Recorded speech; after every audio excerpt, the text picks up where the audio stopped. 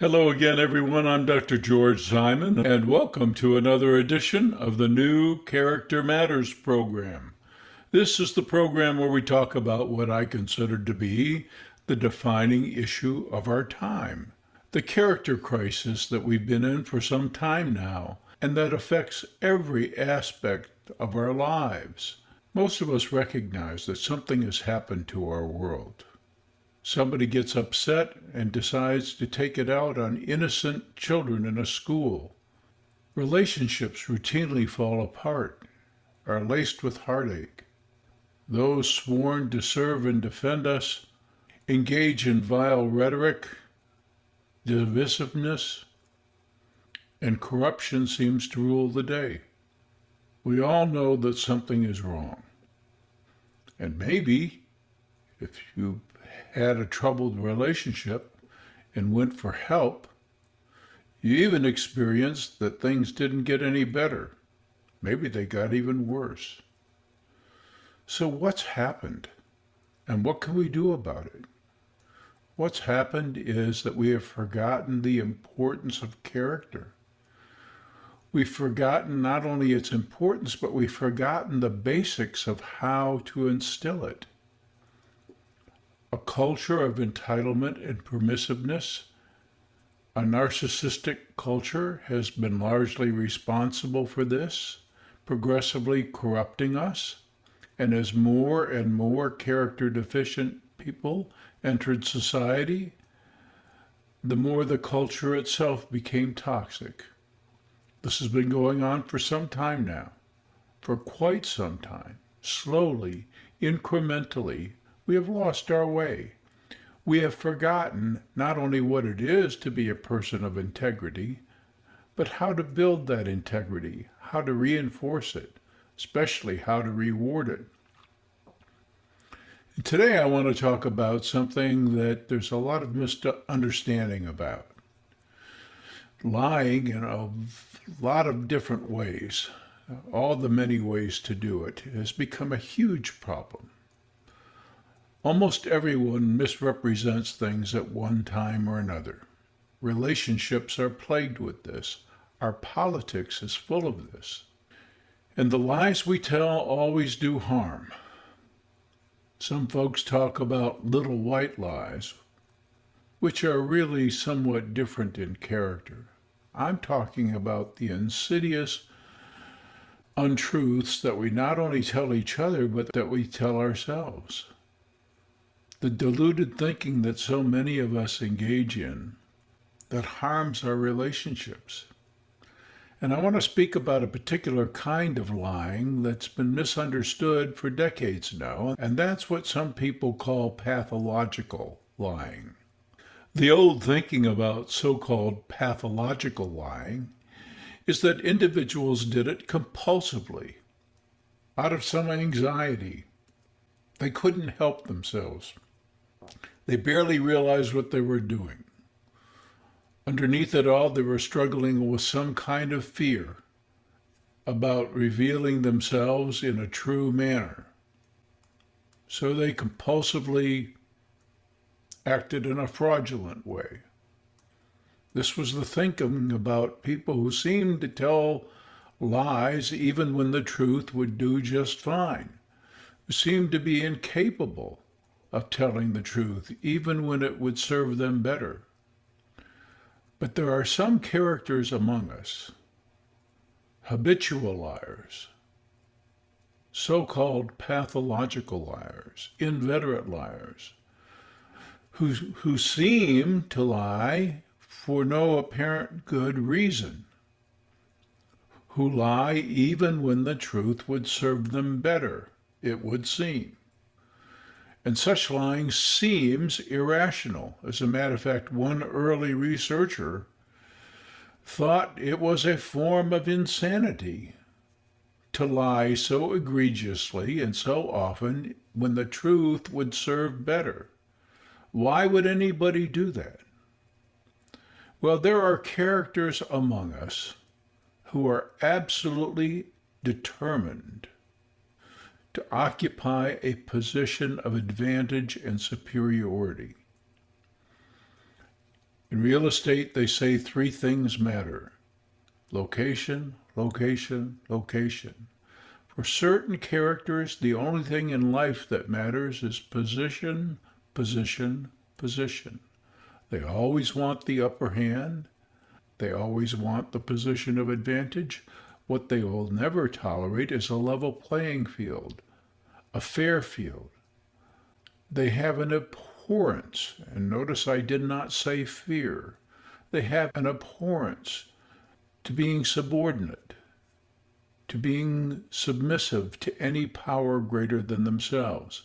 And as I mention in all my books, and emphasize most clearly in my latest book, Essentials for the Journey, truth, real truth, is the ultimate higher power. And when we serve it, it not only does us well by helping us grow in integrity and overall character, but it serves the greater good too. But some folks among us simply refuse to either acknowledge or serve the truth, because all that matters is that they occupy a certain position of advantage. So they'll do or say whatever they have to in order to maintain that position. And you will never ever get them, so to speak, in their way of thinking. You will never level the playing field.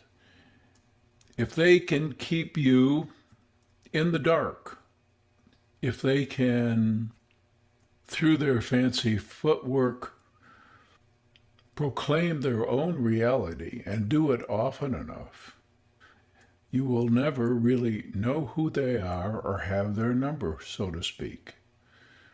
And you will never be on fair terms with them, and that's exactly the way they like it. They like toying with you. They like making you believe what they want you to believe.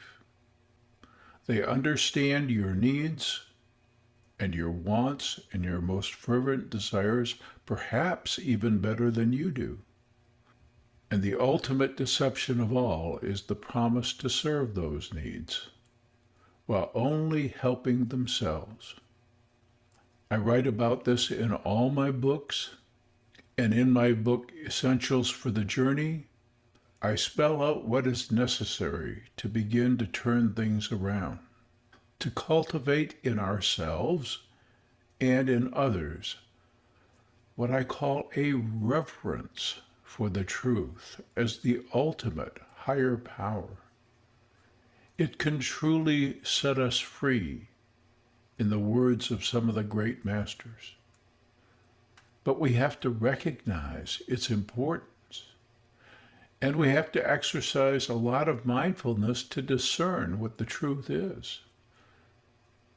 One of the reasons why we can't have honest civil debates about some of our most important problems is that folks come to the table of discussion already believing they know the answers and they know the truth, instead of openly and honestly attempting lovingly to discern the truth, putting it ahead of everything else, getting ego out of the way, serving something bigger.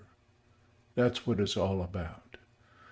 The pathological liars among us know what they're doing. They absolutely refuse to serve the greatest power of all, the truth that has the power to set us all free. In a sense, they're not the ones enslaved by it, but they want you to be enslaved and exploited by the erroneous, deceptive, manipulative tales that they spin. It's all about having the one up on you, and it's all about the refusal to acknowledge anything bigger than themselves. It's not insanity. I wish it were. but it is a pathological disdain for anything that would take a person out of a position of power and advantage.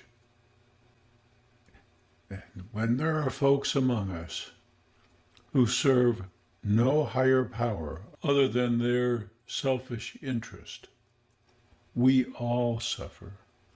That's why character is so paramount, and why we must reclaim its importance, and why we must all do what we can to expect it, once again, of ourselves and each other, and to reclaim the principles, the timeless principles that I call the 10 Commandments of character, that can help instill and develop it in all of us. So I'll keep working and talking about those things, and I invite you to visit my blog at drgeorgesimon.com and avail yourself of all the timely articles free on the blog, and to avail yourself of my books, especially my most recent effort, Essentials for the Journey, Embracing and Living the 10 Commandments of Character, Proven Principles for a Psychologically Healthy and Spiritually Rich Life. Character is like a psychological immune system. Life is hard enough. It's full of slings and arrows. And character is what helps us get through all the travails of life without adding to problems. So I'll keep speaking about its importance, and I hope you'll tune in again next time for another edition of the new Character Matters. Until then, I'm Dr. George Simon. Take care.